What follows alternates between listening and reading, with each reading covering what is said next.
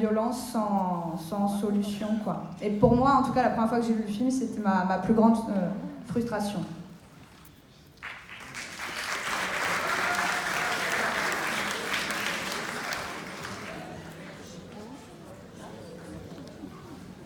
Pas d'autres interventions? Pas une personne?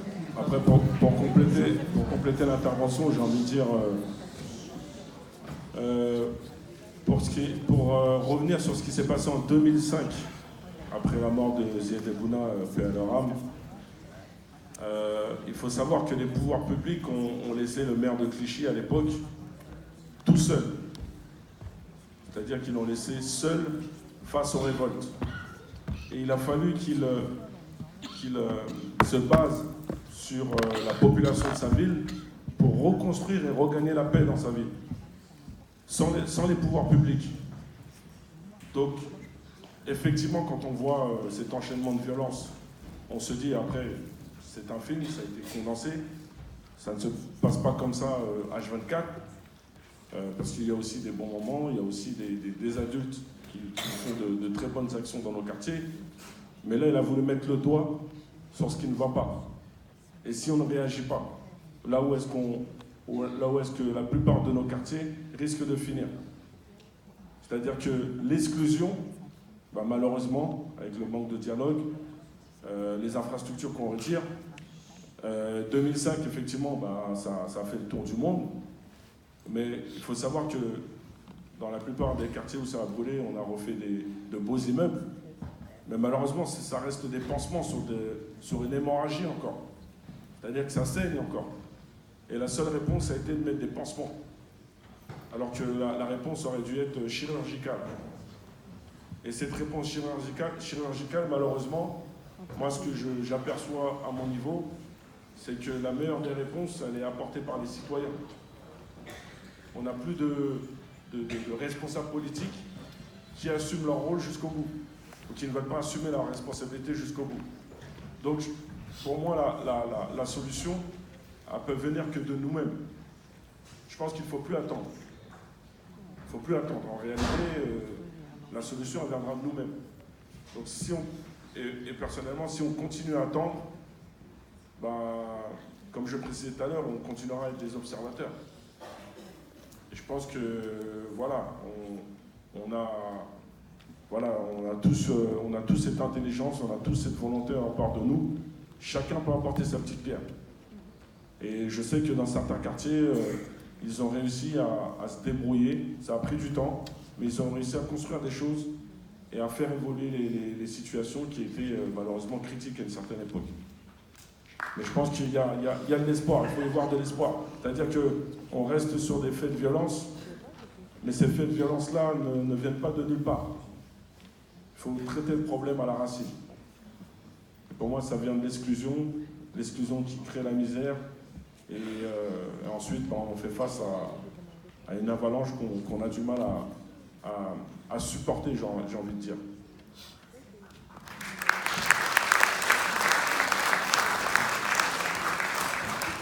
Juste une information, je crois savoir que l'Adj est en train de préparer un film sur le maire dont vous venez de parler. Oui, parce que j'ai entendu certains spectateurs se plaindre de la fin. Oui. Alors c'est une fin ouverte, donc qui laisse place à d'éventuelles fins.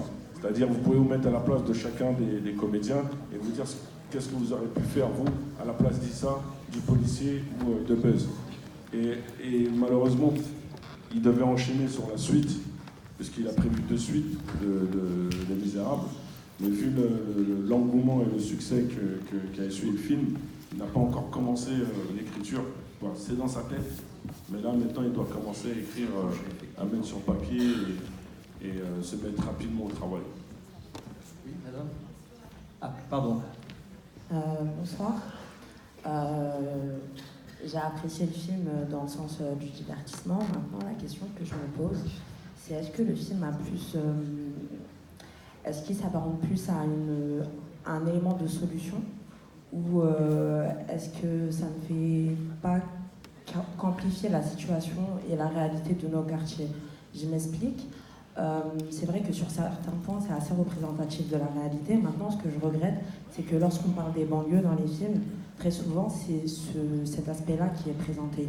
Aujourd'hui, je regrette que dans les films, on ne voit pas plus les côtés positifs. Alors, je comprends qu'il y a une volonté de pointer du doigt certaines problématiques qui sont réelles. Maintenant, j'ai pour habitude de dire que les médias et la réalité, c'est un peu comme deux miroirs qui se reflètent. Est-ce qu'on ne prend pas le risque finalement que les enfants, par exemple, qui voient ce film, s'identifient au personnage de ce film et adoptent les mêmes comportements? Par exemple, moi je suis issue de la diversité, comme on aime bien le dire. On est des jeunes, des hommes, des femmes qui essayons dans nos quartiers de s'organiser politiquement. On aimerait que dans les films, par exemple, on voit des choses comme ça. Et c'est pas le cas, on le voit jamais. Et ma question, elle est là, c'est est-ce que vous pensez vraiment que ça peut être un début de solution, ce genre de film, ou est-ce que vous ne pensez pas finalement que ça va faire qu'amplifier les réalités qui sont les nôtres? Alors, je vais revenir sur un film qui a plus de 10 ans en arrière, donc le film La Haine. Je pense que ça aurait été le cas. Moi qui ai apprécié La Haine, j'aurais peut-être voulu reproduire ce qui se passe dans le film, mais ça n'a pas été le cas. C'est un film qui m'a fait réfléchir. Et tous les retours que nous avons pu avoir pendant la tournée, c'est que c'est un film qui nous incite à la réflexion, qui nous incite à la concertation, et je dirais même qui nous oblige à nous remettre tous en question. Parce que j'entends ce que tu dis, mais malheureusement, à chaque fois qu'il y a un film sur la banlieue, c'est tourné en dérision, ou c'est tourné en cliché, et avec tout un tas de caricatures. Et là, il a voulu casser les codes qu'on nous impose quand on parle de la vie de nos quartiers. Il s'est dit, ben voilà, moi je suis réalisateur, j'ai envie de raconter des histoires, et j'ai envie de raconter mon vécu. Il faut savoir que sa source d'inspiration, là, j'ai acheté sa première caméra, et lorsqu'il y a eu les révoltes, il a décidé d'utiliser sa caméra comme une arme. C'est-à-dire que grâce à l'âge, en 2005, il a réussi à faire condamner 3 CRS. Parce que ces 3 CRS ont été prendre un jeune dans son appartement, menotté, ils l'ont descendu au rez-de-chaussée, et ils l'ont tabassé, menotte au poignet. Et l'âge a réussi à filmer cette séquence. Et à l'époque, c'était sur rue 89, donc il a posté la vidéo, ça avait fait un énorme scandale. Et il n'avait pas d'autre choix que de condamner les policiers, les CRS qui avaient agi en ne respectant pas leur code déontologique. Et c'est ce qui l'a inspiré en réalité à faire ce long métrage. Parce que quand vous voyez Buzz, qui est son fils, avec le drone, en fait ça renvoie à l'époque où lui avait sa caméra et qui filmait le quotidien du quartier, et qu'il avait décidé de filmer le comportement des policiers qui agissaient extrêmement violemment envers les habitants. Alors que quand on a grandi dans un quartier populaire, on est conscient. Il y a de ceux qui ont décidé de choisir une voie pas correcte, connue des services de police. On les laisse faire leurs affaires, mais par contre, ceux qui ne font rien, qui essayent de s'en sortir, ceux qui mangent.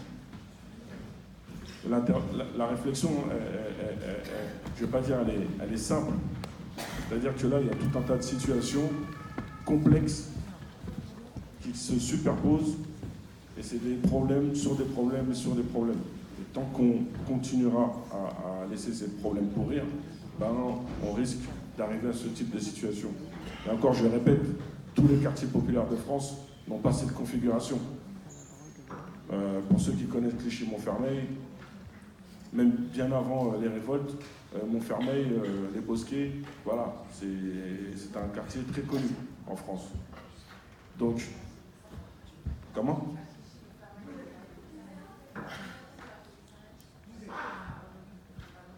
Ben Non, c'est après les révoltes qu'il y a eu le commissaire.